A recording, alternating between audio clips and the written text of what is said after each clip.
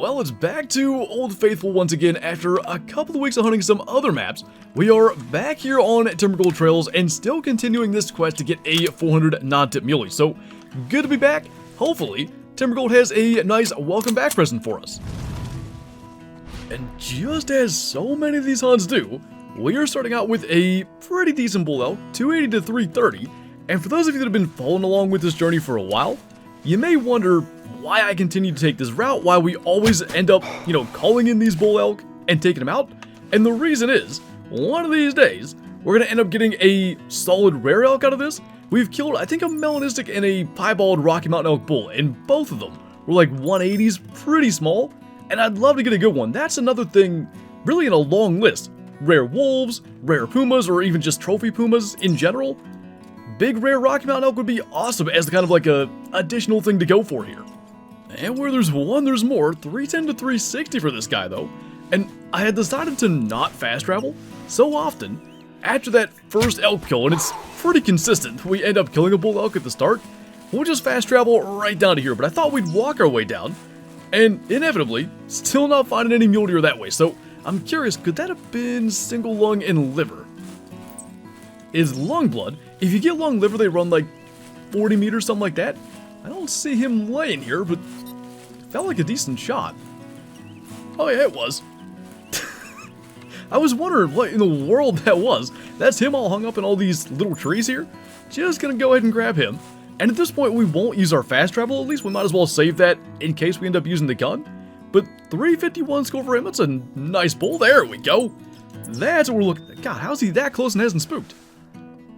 That's probably not a big buck, but good to hear a buck grunt. Actually, not that bad. 175 to 200. And he's kind of going behind. Oh, geez, he's going to stop there.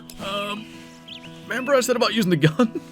This might be a situation where we need to. He didn't see us somehow. And I'm really not sure we can squeeze a shot through there. I think we'll just take him with the 10 mil. And we will go ahead and use our fast travel now. So, gonna be maybe 190s. He doesn't look bad. Doubling at all of 12 meters, 132 kilo by the way, and a 190.03 score. Heck of a first buck really, and maybe not fast traveling right away was a good idea. So if we hop down to here, a lot of deer in this area will have heard that shot, but I don't want to jump all the way there and skip this, so I guess that's going to be the move. Well, I was hoping to get to this tower. However, this guy decided to just walk right in front of us, so we might as well go ahead and try to get him. There's a doe out there behind him, and he got onto us pretty quick, so we're going to get that shot off. He actually, maybe there's only one doe there. I was thinking there might be a herd of them, in which case maybe one would have been close enough to spook, but we can just go down here, grab that, and maybe we'll jump in the tower just in case, do a little calling, maybe there's another buck around. So as for this guy, gotta take it slow so we don't send the doe running. Got him lung, liver, stomach at 19 meters. That's gonna be a 96 score. And we'll see if there's any others around. Actually, looks like there is. That's a buck that I had tracks of. Frankly, I forget what the weight estimate was, but there were some tracks down by the lake, so we'll just bring that right in then. Alright, well, it was basically the last buck's twin. Like, same basic frame.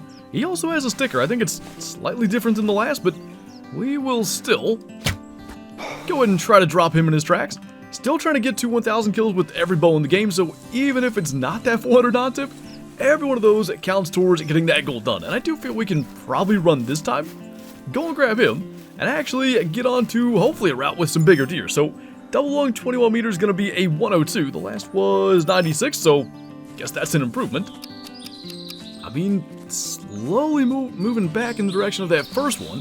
115 to 145 for this, and no doubt, we are going to send deer running. There's a couple of does under the stand. That's going to send them off, but at least that guy dropped.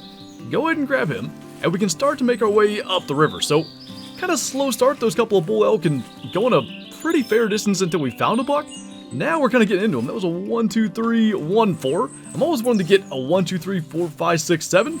Used to be easier when there's only 3 decimals, but we've still never accomplished it. Anyway, gonna head up that way and see what we can find. This might be the saddest group of mule deer bucks I've ever seen. That's the best one, 135 to 165.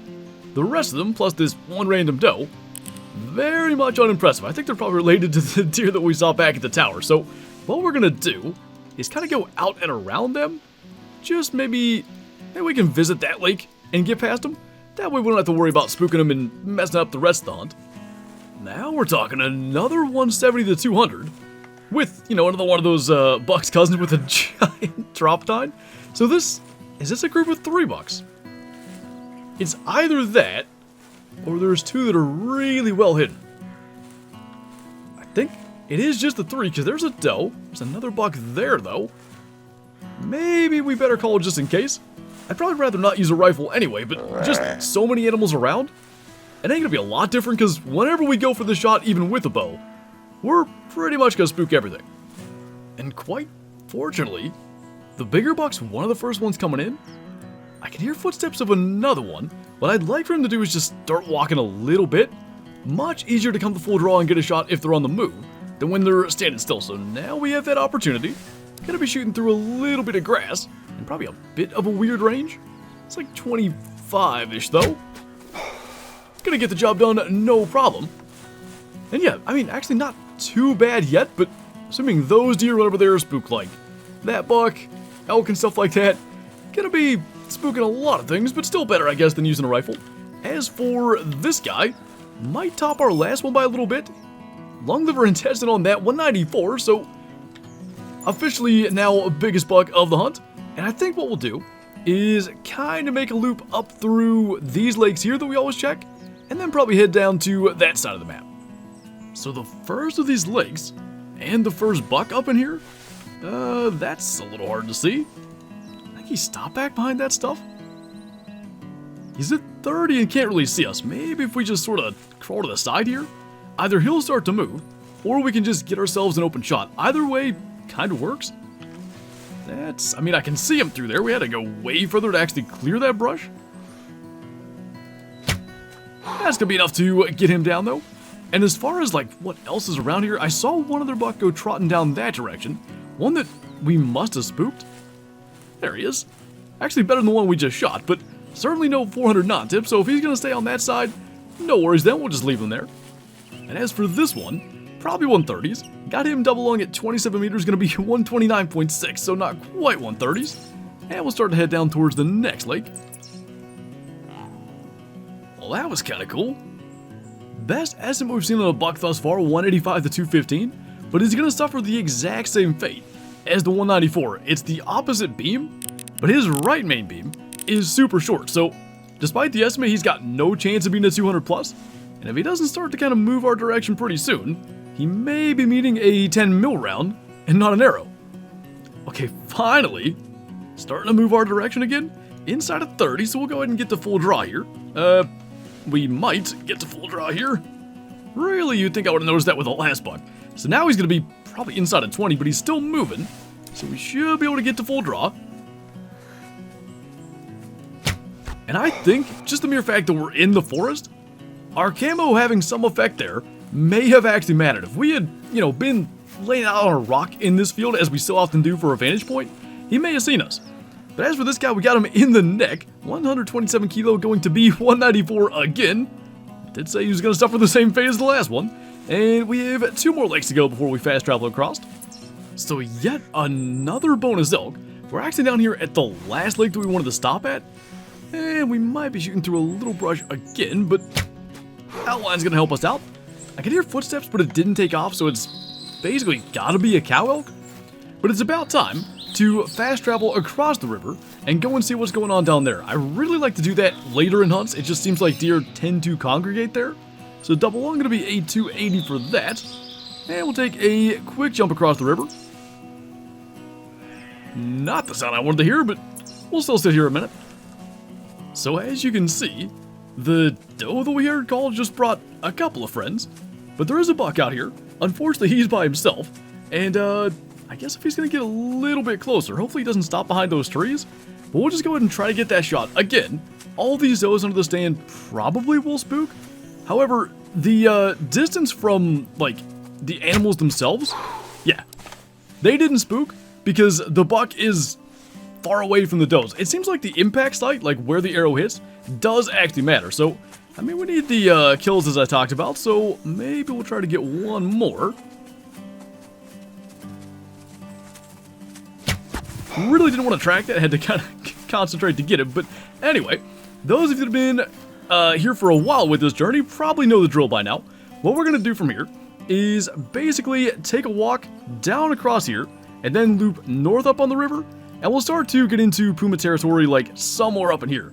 Plenty more time between now and then to hopefully find some kind of decent buck or maybe bull elk. But that's going to be the end goal. We'll get up there into Puma territory and hopefully we can get one or two. But this guy's going to be a 148, actually not too bad. And we'll see what's waiting on us out this way. So yet another solid but not monster mule deer buck. 165 to 195. And he's got at least one other one with him. Kind of would lead me to believe that's at least a group of 3, if not more. And we'll try to let them get as close as they can before we pop up the chute. But, oh, there's another buck there. So there's at least the 3. We'll just keep on kind of watching the top of the hill. Pretty much when he starts walking again, he's already at 20. We're going to have to come to full draw and get him, but I don't see any others yet. Oh, there is. There's that little guy. So that's 4. Oh, and we're spotted. So 30R it is. And maybe, I wasn't planning on fast traveling, but we're kind of in a spot where we could. So let's just go ahead and grab this. Kind of a bummer we couldn't take him with the bow, but 30R round went all the way through him. 180 score for that. There's the tent literally right here. So we kind of get out past everything that spooked, or we would if we had time. So therefore we're going to walk. You know, we really are just finding like such similar bucks today. Another 175 to 200, and this is the thing I talk about so often. Like, the hunts where we kill some of our best bucks are the opposite of this. It's none of these big frame bucks, and then finally some sort of breakthrough at the end. I can't specifically think of a time that we've killed, like, in this case, is it 5 now? 4 or 5 big frame bucks, and then had something crazy after that. Now, doesn't mean there's not some kind of big non-typical out here, but that's at least 2 180s and, yeah, 3 190s, so that's 5 of them. I just literally heard a puma somewhere in the distance. I don't think it was one of the calls you could identify, and actually that cow elk called anyway. This is absurd, though. There's 3 really quality bulls here. That one's the smallest, up to 325, but then these other 3, 340 to 390 on that one. This guy is 350 to 400, and this guy with 3 back tines is 345 to 400. We're going to try to use the bow and hope maybe that puma's far enough away that even all these fleeing elk won't spook it, because I'd like to get one, but we are definitely going to try to get that bull. So this cow got a little close, but I think we're going to be alright. Bull's just kind of coming through the brush there, and we'll try to be semi-quick with getting this arrow off. So that's definitely going to be our best kill of the hunt. And I mean, it sounded to me like the puma was like to our right. They're not really going that way. So we'll just kind of take it slow. Maybe, because I think we're going to take a trophy shot of this. Maybe in the trophy shot screen we'll hear him call again and have an idea.